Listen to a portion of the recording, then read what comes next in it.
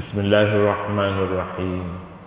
Alhamdulillahirabbil alamin wassalatu wassalamu ala asyrafil mursalin nabiyyina Muhammadin wa ala alihi wa sahbihi ajma'in. Sila ke muka surat 346 ayat 212. Kita baca di atas. Katanya, satu persoalan masih belum terjawab, iaitu mengapa manusia berkrisis dan mengapa mereka tidak boleh berjalan seiring. Di mana silapnya? Bagi menjawabnya ialah kerana mereka berbeza pandangan hidup terhadap dunia. Orang kafir melihat dunia sebagai matlamat dan kayu ukur. Kayu ukur kejayaan mereka dan kayu ukur kejayaan mereka. Mereka harus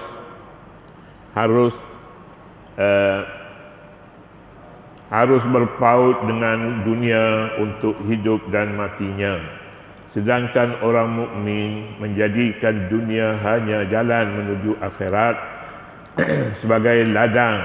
Dunia sebagai ladang untuk bercocok tanam, sementara hasilnya akan dituai di akhirat. Zuyyina lillazina kafarul hayatud dunya wa yaskharuna minal ladzina amanu. Kita masih lagi di dalam ayat yang mempertimbangkan di antara dua tempat, dunia dan akhirat. Dunia pada pandangan orang mukmin lain daripada dunia pada pandangan orang bukan mukmin, orang yang tidak mukmin.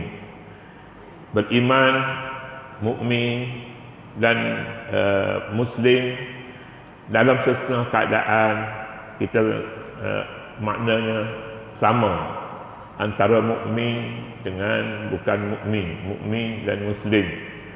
Jadi di sini mukmin dan muslim ini samalah kiranya. Kafir, musyrikin dan tidak musyrikin sama sajalah dalam hal matlamat hidup. Matlamat hidup orang mukmin lain daripada matlamat hidup orang kafir. Ayat menyatakan, ayat ini kita dah baca dah, cumanya nak baca yang terjemahan.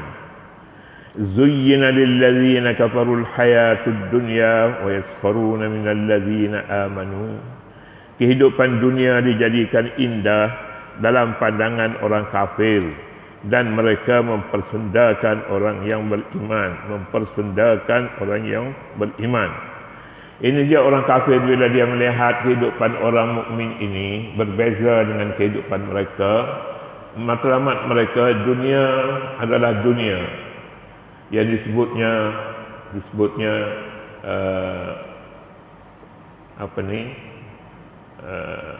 dunia untuk dunia, akhirat untuk akhirat.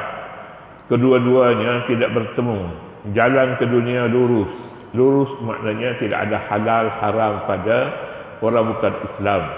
Tetapi bagi orang Islam, orang mukmin, jalan ke dunia ini tidak lurus. Jalan di dunia tidak lurus untuk akhirat. Dia berbengkok-bengkok. Manusia harus pilih di antara halal dan haram. Itu apa yang nak disebutkan di sini. Bagi orang mukmin tidak lurus, tapi bagi orang kafir lurus. Dunia ini semuanya halal bagi mereka. Akhirat tidak perlu diperkirakan. Katanya orang mukmin dipersenda sebab cita-cita dan minat mereka yang begitu rendah terhadap dunia berbanding cita-cita dan minat mereka terhadap akhirat. Mereka ini orang-orang kafir.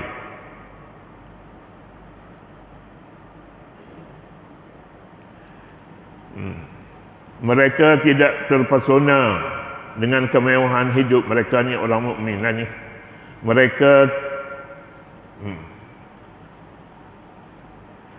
Mereka tidak terpesona dengan kemewahan hidup sebagaimana orang kafir terpesona dengan kenikmatan hidup di dunia. Kekayaan, kedudukan dan kejayaan mereka yang cemerlang dalam bidang-bidang hidup duniawi yang membuktikan mata hati yang membuatkan mata hati mereka. Jika perlu, mereka sedia melakukan apa sahaja di dunia, apa sahaja demi dunia yang menjadi tempat mereka berpaut padanya. Mereka tidak segan silu untuk merampas, membunuh dan menafikan hak orang lain. Orang itu hidup mereka terlibat dalam berbagai-bagai kecurangan, kefasikan dan kemungkaran. Apa yang nak disebutkan di sini seperti yang kita selalu juga sebutkan dalam kuliah kita, pandangan orang bukan Islam terhadap di dunia lain daripada pandangan orang mukmin terhadap hidup di dunia. Demikian juga akhirat. Dunia adalah selari bagi mereka, tidak ada halal dan haram. Mana-mana yang dibenarkan oleh undang-undang dunia pada mereka, jalan sajalah. Tetapi sebaliknya, orang mukmin jalan di dunia ini bengkok-bengkok. Ada halal, ada haram. Haram itu apa yang diharamkan oleh Allah, dan yang dihalalkan oleh Allah itu halal, yang diharamkan itu haram. Biasalah, ini pun kau yang sini kita sudah lama mengetahuinya. Tetapi masih ada orang Islam yang mengambil apa sahaja di hadapannya yang boleh dicapai. Pada mereka, jika undang-undang di dunia ini mengharamkannya, maka haramlah. Haram untuk undang-undang dunia. Kalau mereka tidak mengambil pun, bukan hanya kerana agama, tetapi kerana undang-undang di dunia ini mengharamkan. Sebaliknya, undang-undang di akhirat pada mereka tidaklah begitu tertekan. Ada saja alasan, maka boleh bagi mereka mengambilnya. Antara Islam, kita lihat, dan nilai-nilai akhlak yang menjadi pegangan umat Islam dipersendakan oleh orang yang kufur akan nikmat Allah.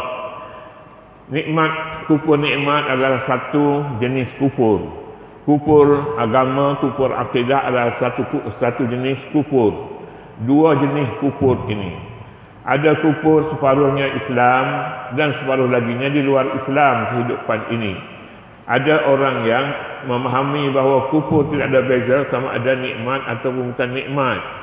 Nikmat ataupun agama tidak ada beza.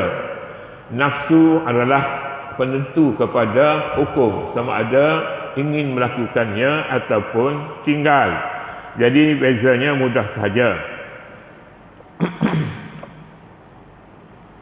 Ajaran Islam dan nilai-nilai akhlak yang menjadi pegangan umat Islam dipersendakan oleh orang-orang kufur, oleh orang-orang yang kufur akan nikmat Allah.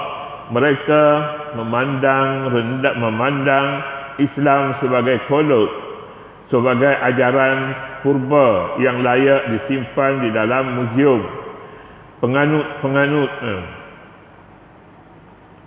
Penganutnya disifatkan sebagai orang bodoh. Di sinilah letaknya titik perbezaan, titik pemisah antara mereka dan dakwah agama. Mereka mahu hidup bebas dan lepas.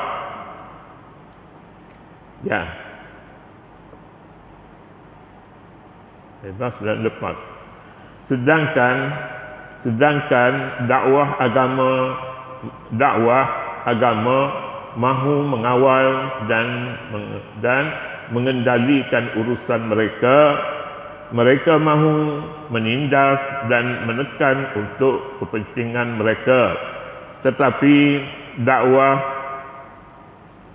tetapi dakwah menyeru mereka kepada keadilan dan keamanan. Mereka berlagak angkuh dan sombong, tetapi dakwah menyeru mereka tunduk dan merendah diri. Mereka cintakan dunia, tetapi dakwah agama mengajak mereka cintakan akhirat. Mereka memburu harta benda yang akan musnah dalam sekelip mata, sedangkan dakwah mengajak mereka mencari keredaan Allah untuk kehidupan di alam abadi. Neraca hidup yang digunakan oleh orang yang kufur dan kufur akan nikmat Allah bukanlah satu neraca yang betul, sedang takwa adalah neraca sebenar yang meletak para muttaqin pada tempat di atas, tempat teratas. Itu dia. Kita baca. Walladzina taqaw fawqahum yaumal qiyamah, padahal orang yang bertakwa itu lebih mulia daripada mereka pada hari kiamat.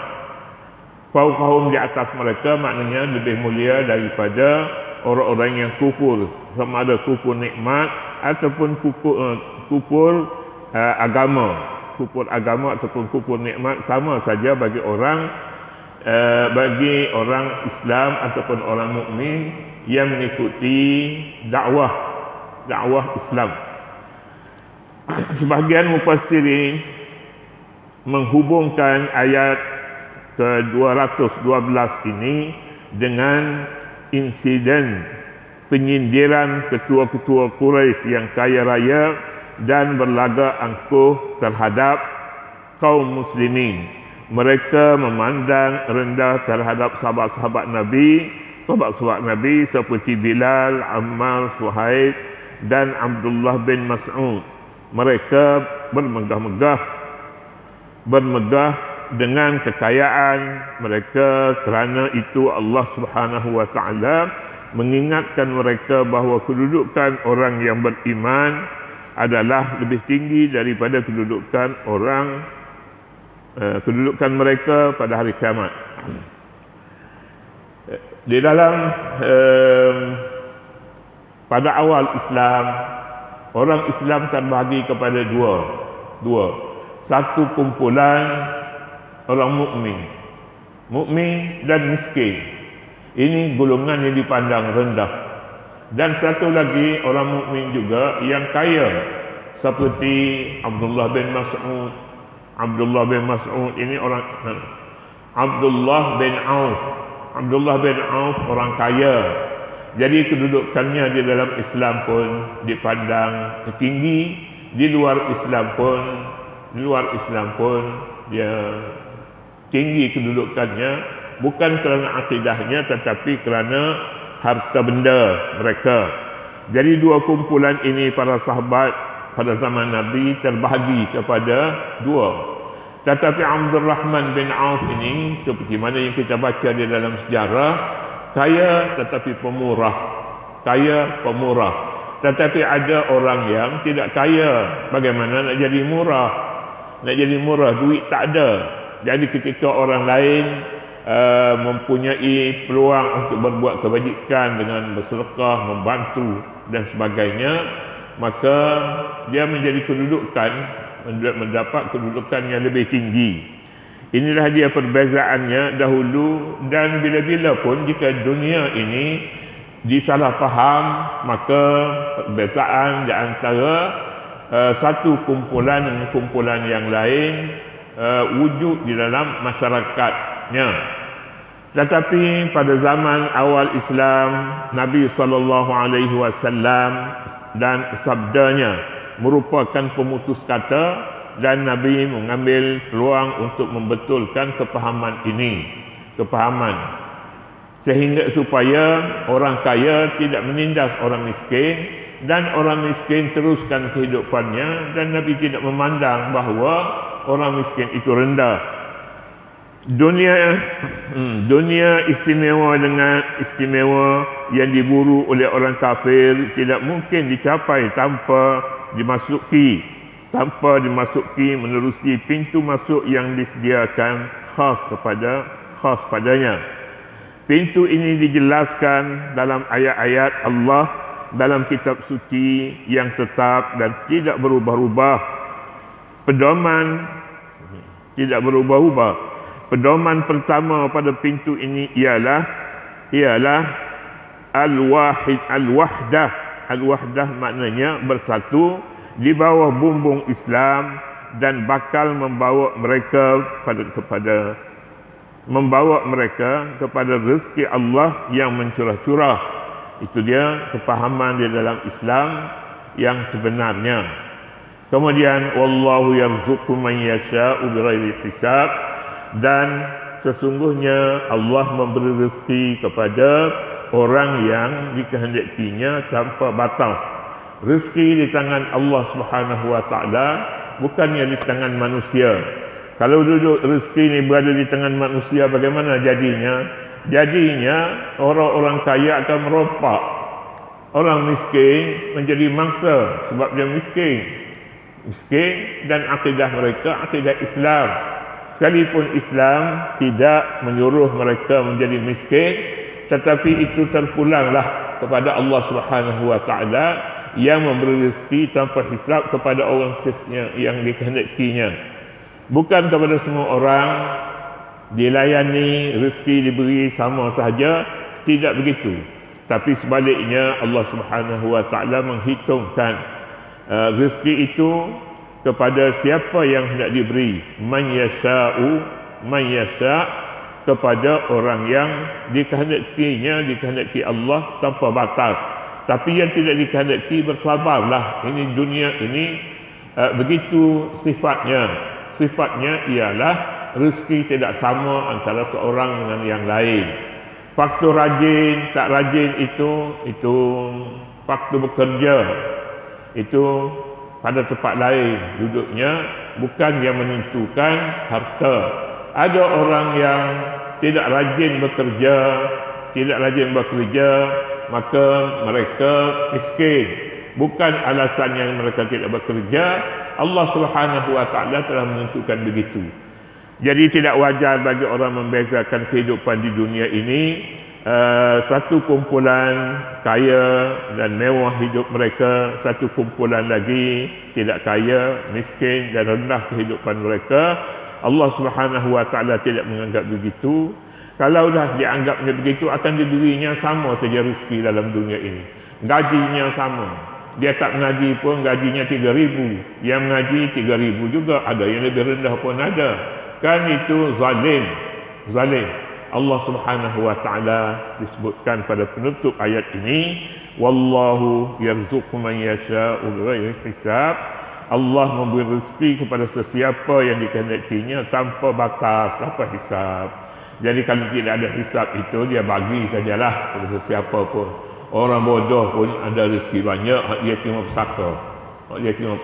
Duit hak dia berjumpa.